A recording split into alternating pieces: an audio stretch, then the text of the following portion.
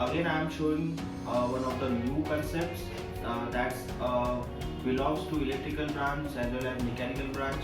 It's a power generation system from the wastage of heat. अब यहाँ पे जो हम हीट सोर्स ले रहे हैं, यहाँ पे हीट ब्लोअर ले रहे हैं. It consider to be one of the industrial machinery who dissipated the heat continuously while production. अगर आप इसको मैकेनिकल में बोलना चाहो तो ये एक ऑटोमोबाइल इंजन का भी हम इसको नाम दे सकते हैं, जो कंटिन्यू रन हो रहा है और साथ ही साथ में हीट भी रिलीज कर रहा है. ठीक है. सो ये है इनपुट बॉक्स जहाँ से अपने को हीट सोर्स कंटिन्यूसली मिलते जाएगा. ठीक है. सेकंड थिंग है यहाँ पे, वो है ये अपना सिस्टम जो अपने को हीट को इलेक्ट्रिसिटी में कन्वर्जन करेगा with the help of thermoelectric generator. ठीक है. तो ये सिस्टम यहाँ पे हमने उसको प्लेस किया है. उसके बाद जो भी प्रोडक्शन होगा इलेक्ट्रिसिटी का, उसका इंडिकेशन के लिए हमने यहाँ पे DC fan with DC motor हमने इसको अटैच किया है. जब भी उसको पावर मिलेगा वो कंटिन्यूसली रोटेट होती जाएगा. सेकंड चीज़ है, वही पावर जनरेशन हम इस बैटरी में स्टोर करेंगे और उस बैटरी से अपन DC to AC convert with the help of inverter AC load लगा है उसको हम ऑन करके दिखाएंगे. ठीक है. साथ ही साथ हमने यहाँ पे एक सर्किट बोर्ड लगाया है, वो है 8051 बेस्ड LCD डिस्प्ले हमने यहाँ पे शो किया है. ठीक है. तो इसमें हम मेनली फोकस करेंगे कि कितना अपने को पावर यहाँ पे मिल रहा है with the help of wastage of heat जो अपने को मिलने वाला है इंडस्ट्रियल मशीनरी से या एक इंजन से. तो मैं आपको इसका एक वर्किंग बताने जा रहा हूँ कि कैसे ये वर्क करेगा पूरा सिस्टम. ठीक है. तो सबसे पहले मैं एक हीट ब्लोअर को ऑन करने जा रहा हूँ जो सिर्फ एक हीट सोर्स है. आप हीट सोर्स कौन सा भी रख सकते हो, any type of heat, even you can put candle also. ठीक है. अपने को सिर्फ हीट से मतलब है, बाकी जो ये सिस्टम है ये हीट टू इलेक्ट्रिसिटी कन्वर्जन करेगा. ठीक है.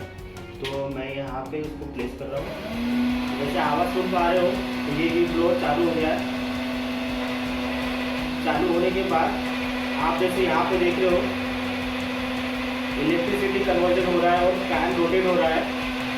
तो हीट टू इलेक्ट्रिसिटी कन्वर्जन हो रहा है और वही इलेक्ट्रिसिटी हम बैटरी में भी स्टोर कर रहे हैं. ठीक है. और साथ ही साथ में यहाँ पे हमने एक टेम्परेचर सेंसर दिया है. ठीक है. तो टेम्परेचर सेंसर जो अभी अपना कितना है वो अपने को इंडिकेट करेगा इनसाइड द बॉक्स कि कितना टेम्परेचर अपने को ड्रॉप हो रहा है. ठीक है. तो ये LCD डिस्प्ले उसी के लिए है, तो टेम्परेचर सेंसर को इंडिकेट करेगा. बाद में सेकंड चीज़ होंगी यहाँ पे कि बैटरी में एनर्जी स्टोर हो गई है. अब उसका यूटिलाइजेशन हम इन्वर्टर से AC लोड ऑपरेट करने के लिए लगाएंगे. सो अपने को ये इन्वर्टर सर्किट है जो DC टू AC कन्वर्जन करेगा. तो इस प्रकार वो DC टू AC कन्वर्जन होगा और अपने को पावर जनरेशन जो है वो यहाँ पे मिलेगा. ठीक है. साथ ही साथ यहाँ पे हमने जो LCD डिस्प्ले विद कंट्रोलर लगाया है उसका एप्लीकेशन एक बार देख लेते हो. ठीक है. अपने को सिर्फ ये प्लेस करना पड़ेगा.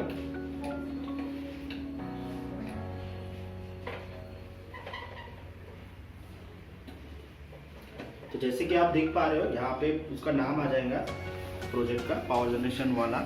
और साथ में साथ यहाँ पे वोल्टेज लिख के आ रहा है 000. सो अभी फिलहाल ये 00 है.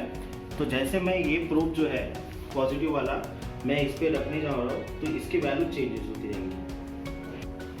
तो जैसे कि आप देख पा रहे हो डिस्प्ले में, तो अभी फिलहाल मैंने सर्किट को ऑन कर दिया है और डिस्प्ले पे वैल्यू आ रही है 000.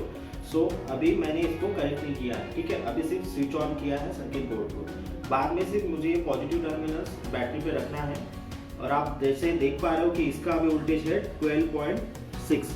तो इस प्रकार से ये डिस्प्ले जो यूनिट है वो चेंज होते जाएगा, वोल्टेज की वैल्यू दिखाती जाएगा.